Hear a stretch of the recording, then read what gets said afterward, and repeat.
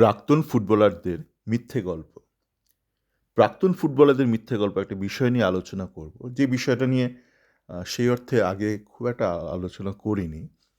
তো আজকে আইএফএর যে ইউটিউব চ্যানেল আছে এবং ফেসবুক পেজ আছে সেখানে রূপক সাহা যে স্বনামধন্য সাংবাদিক আছে, ক্রীড়া সাংবাদিক রূপক সাহা, তার রচিত একটা ছোট গল্প ফিতে কাটার একটা অডিও ভার্সন প্রকাশিত হয়েছে। তো আমি পুরোটাই শুনলাম একটু আগে। তো সেটা শোনার পর মনে হলো এই বিষয়টা নিয়ে একটু আলোচনা করা উচিত। আপনার গল্পটা শুনে নেবেন। যেখানে ওই ফিতে কাটতে গিয়ে যে রেমুনারেশন বা চার্জ নেয় না, মানে যে কোনো সেলিব্রিটি, তো সেইটা নিয়ে গল্পের বিষয় আগেকার দিনে প্রাক্তন যারা স্বনামধন্য ফুটবলার শৈলেন মান্না এরা নিতেন না কোনো ফিস, বর্তমান যুগের ফুটবলাররা নেয়। এই একটা বিষয় নিয়ে তো আমি কোনো বিশেষ ব্যক্তি বিশেষে না গিয়ে বিষয়টা নিয়ে একটু আলোচনা করব এবং আহ, আপনাদের বোঝা দরকার যে এই সাংবাদিকরাও কীরকম বিচ্যুত, মানে তারা বাস্তব জীবনের সাথে তাদের কোনো সম্পর্ক নেই। দেখুন, আমি অনেকদিন ধরে ফুটবলটা দেখছি। প্রাক্তন ফুটবলাররা যারা এখন অনেক কথাবার্তা বলে যে এখন নাকি অনেক অর্থ, ফুটবলে অনেক অর্থ, তার আগে অর্থের জন্য ফুটবল খেলতে না, একদম মিথ্যে কথা বলে। অর্থের জন্য ফুটবল খেলতেন না, তাহলে প্রত্যেক বছর দল বদলটা হতো কেন? দেখবেন এরা অনেকেই বলে, মানে যারা প্রাক্তন ফুটবলাররা মাঝে মধ্যে ইউটিউবে আহ, এসে বক্তব্য পেশ করে, তারা অনেকেই বলে, তাদের বেশিরভাগ খেলা আমি দেখেছি। আপনারা অনেকে হয়তো দেখেননি বলে ভাবেন এরা ঈশ্বর ব্যক্তি, এরা বয়স হয়ে গিয়ে এরা ঈশ্বর হয়ে গেছে, এরা যা বলছে তাহাই সত্য। না, তাহা সত্য নয়। বিকাশ পাজি, কৃষাণু দেব, এরা প্রায় মাঝে মধ্যেই দলবদল করতো, কখনো ইস্টবেঙ্গল কখনো মোহনবাগান। কেন করতো? মানে কেন করতো? বিশ্বজিৎ, শুধু আপনার ওদিকে এই লগাদা মানে বাবলু ভট্টাচার্য আর এদিকে মনোরঞ্জন, এরকম কতিপয় কিছু প্লেয়ার ছাড়া তারা প্রত্যেক বছর দলবদল করতো। এবার বাবলু কেন করতো না সেইটা, আহ, সেটা একটা ফিলোসফি, যে আপনি যদি বারবার ডিফেন্সে পজিশন আপনি প্লেয়ার হন এবং আপনি যদি বারবার দলবদল করেন, তো আপনার যে প্লেইং কেরিয়ারটা কমে যায়। আপনাকে নতুন টিমে গিয়ে আবার প্রতিষ্ঠিত হতে হবে, আবার সেই টিমে গিয়ে আপনি যদি চোট পান আপনাকে লাথি মেরে বার করে দেবে। যেটা সুভাষ ভৌমিকের ক্ষেত্রে হয়েছিল, যখন সে চোট পেয়েছিল তাকে লাথি মেরে বার করে দিয়েছিল মোহনবাগান। কিন্তু আপনি যদি একটু ঘরের ছেলে গোছের হন, তাহলে একটা সবার একটা সেন্টিমেন্ট আপনার পক্ষে কাজ করবে, তো আপনার চোট লাগলো আপনাকে 1-2 বছর ক্লাব রেখে দেবে, সাধারণত তারায় না। তো এই হচ্ছে আপনার মানে লয়্যালটির একটা বেনিফিট হচ্ছে এইটা, একদিকে আপনি যেমন আর্থিকভাবে ক্ষতিগ্রস্ত হবেন, তেমনই আপনার টেনিওরটা ক্যারিয়ারটা অনেক বেশি স্টেবল হবে। চোট পেলে আপনি আপনার সমর্থকরা আপনার কর্মকর্তারা আপনার পাশে দাঁড়াবে। বারবার বদল করলে সেটা হয় না। তো যে যেই ফিলোসফিটা গ্রহণ করে, তো এই বিকাশ পাজিরা যখন খেলছে কৃষ্ণানদী, তখন কিন্তু মোটামুটি অর্থ চলে এসছে। তো এখনকার দিনে যে রেটে ইনফ্লেশন হচ্ছে ভারতবর্ষে, হ্যাঁ, ভারতবর্ষে ইনফ্লেশনে হয়তো নাম্বার ওয়ান দেশ হয়ে যাবে কিছুদিনের মধ্যে।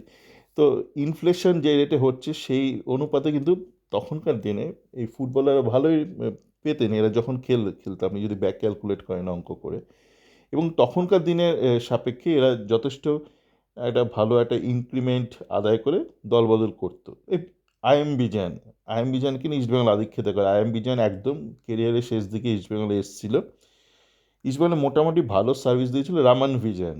আইএম নয়, রামান হচ্ছে তামিলনাড়ুর ছেলে। আইএম বিজান হচ্ছে ও মোহনবাগান থেকে শুরু করে প্রায় প্রত্যেকটা টিমেই খেলতো, প্রত্যেক বছর দল বদল করতো ওই অর্থের জন্য। যে কেউ 1 টাকা 2 টাকা বেশি দিল মানে ক্লাব বদল করতো। বাইচুংও শেষের দিকে এক কাজ করতো, প্রথম দিকে ইস্টবেঙ্গলে প্রতিষ্ঠিত একবার হয়ে যাওয়ার পর যখন বেরিতে গেল, বেরি থেকে ফেরত আসার পর ও একই কাজ করতো, ইস্টবেঙ্গল মোহনবাগান দুজনকে খেলাতো, লাস্ট মোমেন্ট পর্যন্ত দৌড়াদৌড়ি করতো। এখন এরা অনেকেই হয়তো এসব বড় বড় কথাবার্তা বলবে। তো এই তো গেল যে ইনফ্লেশন একটা ব্যাপার। আর একটা ব্যাপার আপনারা ভুলে যাচ্ছেন, আপনারা মাঝে মধ্যে এদের ইন্টারভিউগুলো শুনবেন, যে বলছে চাকরিটা ছেড়ে দিয়ে ইস্টবেঙ্গলে জয়েন করলাম, এরকম একটা একজন বললো সেদিনকে। আপনি চাকরিটা ছেড়ে দিলেন? না, তারপর আরও একটা চাকরি পেয়ে গেলাম। মানে আপনি কি ভাবছেন ও চাকরি ছেড়ে দিয়ে ইস্টবেঙ্গলে জয়েন করলো? তা নয়, চাকরিটা ছাড়ার দরকার ছিল, কেননা তার অফিস কলকাতা ফুটবল লিগে খেলতো। ইস্টবেঙ্গলে জয়েন করার পর ইস্টবেঙ্গল ক্লাবের কর্মকর্তারা তাকে অন্য জায়গাতে ব্যবস্থা লাইন আপ করে দিয়েছে। তো তখনকার দিনে, আগেকার দিনে এরা অনেকেই চাকরি বদল করতো, এখনকার দিনে তো চাকরি নেই, মানে এই ব্যাংক বা এই বিভিন্ন যে রেল দপ্তরে যে প্রচুর খেলোয়াড়দের নিত, নিয়োগ করতো, সেসব তো উড়ে গেছে। দেশে তো ফুটবল স্পোর্টসের কোনো দেশে ফোকাস নেই। আপনারা বলছেন চাকরি নেই পশ্চিমবঙ্গে, চাকরি নেই, না না, এইটা ঘটনাটাই ভুল, একদম ভুল, মিথ্যে কথা। তার কারণ হচ্ছে আগেও যে চাকরিটা ছিল তার একটা সিংহভাগ তো কেন্দ্রীয় চাকরি ছিল, রেল তো রাজ্য সরকারের ছিল না, যে বিভিন্ন ব্যাংকের চাকরি ছিল। তো সেগুলো কিন্তু কমে গেছে, গোটা দেশ জুড়েই কমে গেছে। অফিস টিমগুলো উঠে গেছে যারা তো সিরিয়াস ফুটবল খেলতো। তো আগেকার দিনে এই যখন কি ইস্টবেঙ্গল মোহনবাগানে গেল, কেন গেল? তাকে মোহনবাগান কর্মকর্তারা বলেছে আরও একটা বেটার চাকরি দেবে। তো অনেকেই আছে যারা তো মাধ্যমিক পাশ করে তারপর ক্লাব বদল করতে করতে, চাকরি বদল করতে করতে করতে তারা বেশ ভালো পজিশনে অফিসার, সিনিয়র অফিসার, ম্যানেজার হয়ে গেছে। এরকম প্রচুর উদাহরণ আছে। আর কেউ যদি গ্র্যাজুয়েট হতো তাহলে তো পোয়া বারো, সে একদম ভালো পদে শুরু করবে, করে অফিসার, সিনিয়র অফিসার, এরকম প্রচুর হয়েছে। এরা যারা এখন বসে বসে বড় বড় বাতেলা মারে কেন বর্তমানে প্লেয়াররা টাকা নিচ্ছে।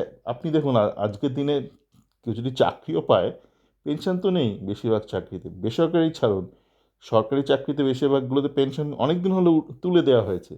তা আগেকার দিনে যারা বাতেলা মারতো তারা তো বারবার চাকরি বদল করতো, একদম স্থায়ী চাকরি, সরকারি চাকরি, তার সাথে তাদের একটা পেনশন ছিল। আরও কি হলো, যুগের সাথে সাথে হেলথ কেয়ারে প্রচুর কস্ট বেড়ে গেল।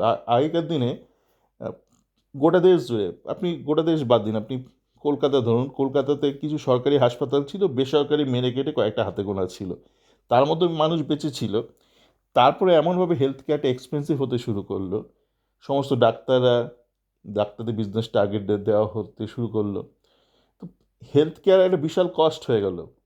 এবং সেই হেলথ কেয়ার আপনি দেখছেন কি, আপনার চাকরি নেই, আপনার কোনো পেনশন নেই, কোনো হেলথ স্কিম নেই। তো একটা অনিশ্চয়তার জীবন। এখনকার দিনে যারা খেলোয়াড়, তাদের পক্ষে কিন্তু জীবনটা খুব অনিশ্চয়তায় ভরা। যারা কতিপয় কিছু ব্যক্তি যারা তো আইএসএলে খেলছে, তারা যতদিন কন্ট্রাক্ট আছে, তাদের একটা চোট আঘাতের একটা একটা তাদের একটা ইন্স্যুরেন্স আছে, একটা ভালো চিকিৎসা তারা পায়। কিন্তু কটা প্লেয়ার পায়? যারা ধরুন আইএসএলে বড় ক্লাবগুলো খেলছে, তারা শুধু পায়। ম্যাক্সিমাম আপনি দেখুন না, গত 10 বছরে যারা খেলা ছেড়েছে, তাদের আপনার হিসেব নিন কী হয়েছে। এই যে ইলিয়াস পাশা তো এক প্রকার মানে প্রফেশনাল গোছেরই ছিল, সে চাকরির খুব একটা করেনি, বোধহয় তার শিক্ষাগত যোগ্যতা একটু সমস্যা ছিল। তো সে তো দেখুন মানে বেশ আর্থিক একটা দৈন্যতার মাঝেই সে মারা গেলেন। তো আপনি যদি একটু হিসেব করে দেখেন, গত 10 বছরের মধ্যে যারা খেলাটা ছেড়েছে, অ্যাক্টিভ ফুটবল, তাদের বেশিরভাগ আপনি বাইচুংকে দেখে ভাববেন না, ওই একজন দুজন তিনজনকে নিয়ে আপনার জীবন নয়। ম্যাক্সিমাম প্লেয়ার যারা এই বিগত 10 বছরে খেলা ছেড়েছে, যাদের প্লেইং কেরিয়ার শেষ হয়ে গেছে, তাদের অবস্থা দেখুন, খুব খারাপ অবস্থায় রয়েছে।